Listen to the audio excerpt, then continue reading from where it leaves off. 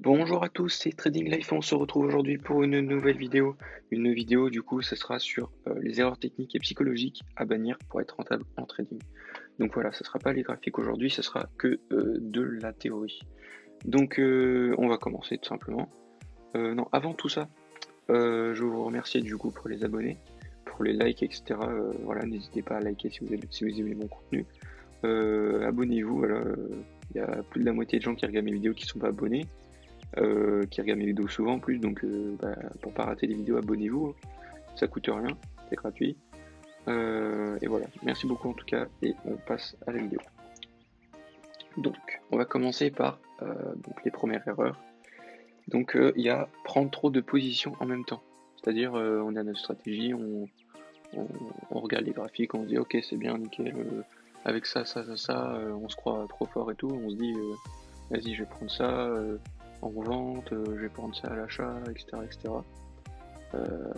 Déjà, voilà, le la chose qu'il faut savoir en étant débutant, c'est mieux de pas prendre plus de 3 positions et pas des grosses positions surtout, hein. J'ai des tout petits lots, voilà, c'est conseillé. Voilà, donc voilà, pas plus de 3 positions grand maximum et voilà, si vous misez pas beaucoup par les positions et en tout, si vous misez, en fait, il faut que le total de vos positions en lot, ça soit un risque de, par exemple, si vous risquez 1% par trade, en gros, si vous prenez 3 trades en même temps, et bien que le total des 3 trades, si vous perdez tous les trades, et bien vous perdiez 1%. Donc en gros, il faut diviser par 3 à chaque fois, par exemple, si vous prenez 3 trades. Ou si vous en prenez 2, vous faites, par exemple, vous risquez 1%, du coup, vous faites 0,5% par trade. Comme ça, si vous perdez les deux, vous avez 1% moins, et du coup, ça vous fait pas un trou dans, ça fait pas de drawdown, en fait. Voilà.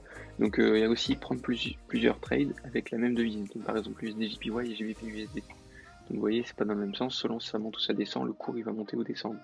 Si USD prend de la valeur, USD-JPY va monter. S'il prend de la valeur, aussi, GBP-USD va descendre, par contre.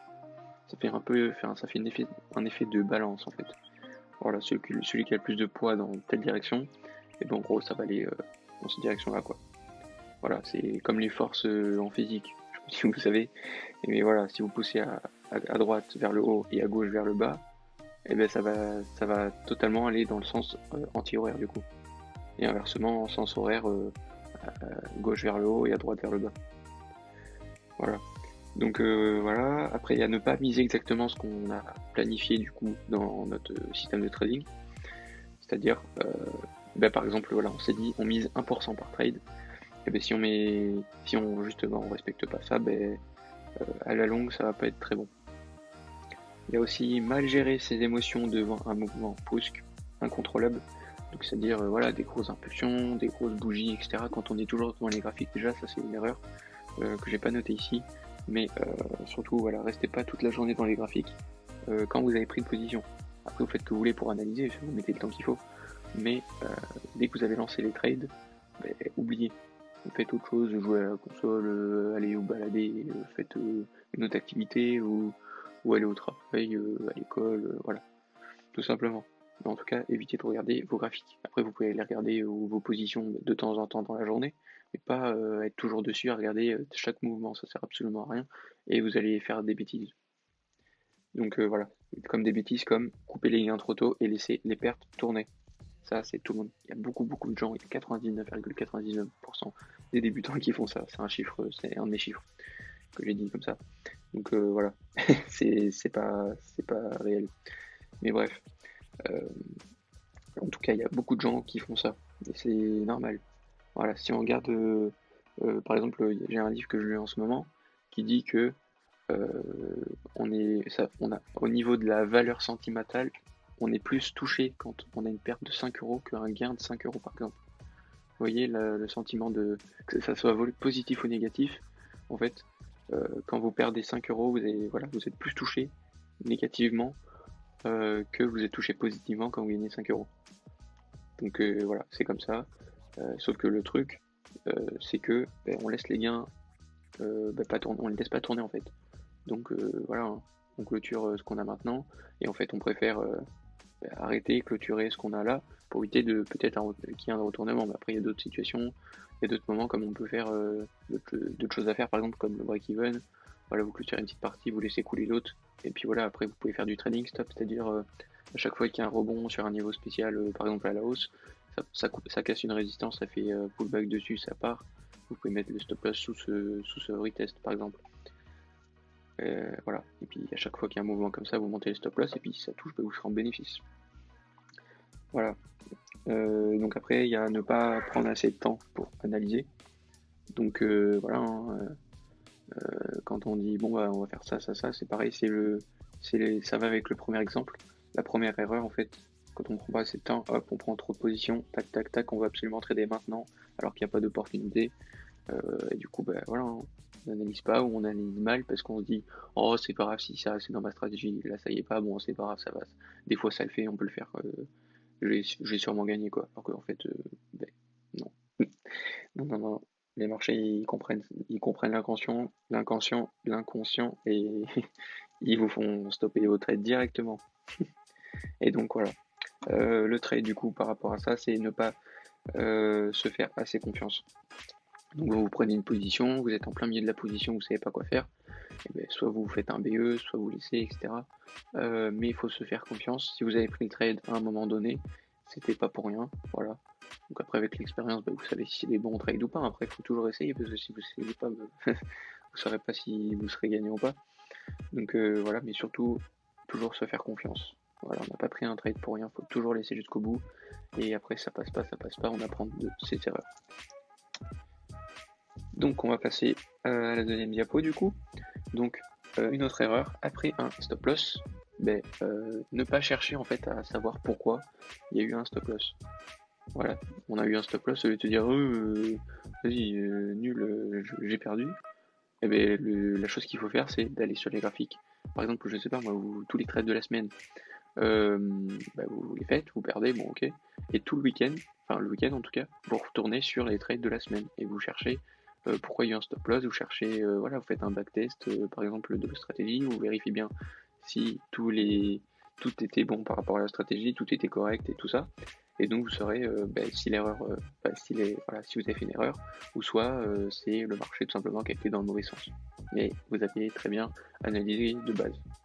Voilà, ça arrive aussi. Hein. On peut très bien faire une très bonne analyse, mais le marché va dans l'autre sens, ça arrive. Mais ça restera quand même un bon trade. Vous avez pris une opportunité qui était dans la stratégie totalement. Donc voilà. Donc après, ce qui va avec ça, c'est ne pas essayer de reprendre position après un SL si la stratégie nous le dit. Donc on se dit on a perdu, bon, on passe à autre chose, et puis on va sur d'autres paires, voilà. Et bien ça c'est une erreur de justement pas regarder, d'y revenir plus tard pour voir si justement il y a une opportunité. Voilà, parce que ça arrive souvent, par exemple des faux mouvements, on s'est stoppé, et après on voit ça revient, on reteste le niveau de support du coup qui a été cassé en faux mouvement, ça revient retest, ça casse du coup la résistance qui était devenue, le support qui était devenu résistance, ça l'a cassé, ça reteste du coup le support, et après ça part, par exemple. Donc après un faux mouvement, il faut toujours aller voir sur les graphiques, parce que c'est des faux mouvements, justement ça indique que le mouvement que ça vient de faire, c'est le mouvement inverse de ce qui va se passer, quoi. Donc voilà, surtout vous revenez bien sur vos graphiques après avoir perdu, voilà, même en gagnant, hein. Revenir toujours dessus sur vos trades pour savoir si vous avez fait des bons trades ou pas, même si vous avez gagné, c'est pareil. Les ordres différés, donc quand on sait pas s'en servir, autant pas les utiliser. C'est-à-dire c'est un ordre automatique. Par exemple, buy limit, vous êtes au-dessus du prix que vous avez choisi d'acheter par exemple. Le prix il fait un rebond à un niveau spécial. Et en fait vous mettez votre ordre d'achat automatique à, je sais pas, vous êtes à 5 et vous mettez à 2 par exemple, euros par exemple, ouais. Et le prix il passe à 2, du coup ça déclenche votre trade. Et après ça va à 0 par exemple, ou à 1. En tout cas vous êtes en perte après, selon que vous avez positionné votre stop loss. Voilà. Donc en fait pour les buy limit, il faut vraiment avoir des confiances, il faut vraiment voilà, par exemple un petit tips en tendance haussière, si c'est une tendance haussière, les corrections n'iront jamais en dessous de 1. Vous voyez, par exemple, imaginons vous mettez un buy limit à 82%, le stop loss en dessous des 1, et donc normalement si c'est une tendance haussière, normalement ça devrait continuer, par exemple. Vous voyez. Donc voilà, c'est des choses comme ça. On peut mettre des buy limit ou des sell limit aussi, ça marche dans les deux sens. Mais voilà. Et la chose à ne pas utiliser dans les ordres différés, c'est les ordres stop. Sell stop et buy stop. Ne les utilisez surtout pas. vous allez vous faire déclencher votre trade avec des faux mouvements, et après vous allez aller dans l'autre sens, et donc vous allez perdre directement, alors que vous aviez sûrement raison. Et du coup, il faut attendre vraiment les bougies exactes avant de prendre position. Il y a aussi du coup ne pas attendre les confirmations nécessaires pour entrer en position. Par exemple le pullback. Vous voyez, vous dites ok, j'attends la cassure et c'est tout. Mais par exemple dans les paires de devises, par exemple comme l'or, c'est vachement volatile, c'est vachement dangereux, ou même dans les indices tout simplement. Par exemple, surtout attendez bien le pullback et un rejet. Donc par exemple en tendance haussière, vous voulez prendre un trade haussier, le pullback, ça casse une résistance, ça vient retester la résistance. Du coup, faire un pullback, il faut attendre une grosse bougie verte, une bougie verte avec un beau corps pour prendre position, et à la clôture de cette bougie surtout. Et vous inquiétez pas, vous perdrez pas 5 pips. Autant rater des trades pour 4 pips plusieurs fois et de perdre la plupart du temps que d'attendre l'opportunité qui vous fera gagner 200 pips par exemple. Et ça, vous serez gagnant sur le long terme en fait. Donc surtout le trading, vous voyez, long terme, même si vous faites des petites pertes, tant que vous respectez votre plan de trading, que vous gagnez, vous perdez, c'est rien. Forcément ça va être dur, on va se dire ouais on n'arrive pas machin. Voilà. Et surtout quand vous avez une stratégie, n'essayez pas de changer de stratégie à chaque fois. Si vous avez fait une série de gains, une série de pertes, etc. Surtout si vous êtes capable de faire une série de gains ou quelques gains avec, ça veut dire que la stratégie elle marche. Elle marche en grande partie. Et donc surtout n'abandonnez surtout pas. Et donc continuez à utiliser cette stratégie. Si vous voulez changer de stratégie tous les 4 matins, vous allez jamais y arriver. Voilà. Et en fait ça c'est la cupidité de l'homme qui est comme ça en fait. On cherche toujours le Graal alors qu'en trading il n'y a pas de Graal en fait.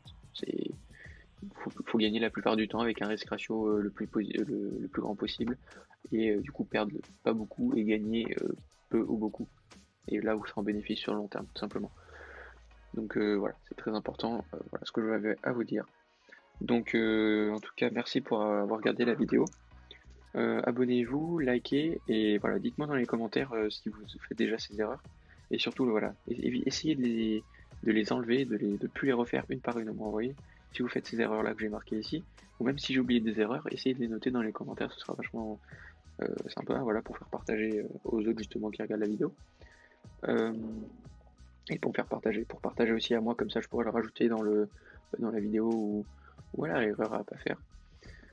Donc voilà, je vous remercie d'avoir regardé la vidéo, likez la vidéo, abonnez-vous, et puis partagez la vidéo à qui vous voulez, voilà, ça fera plaisir.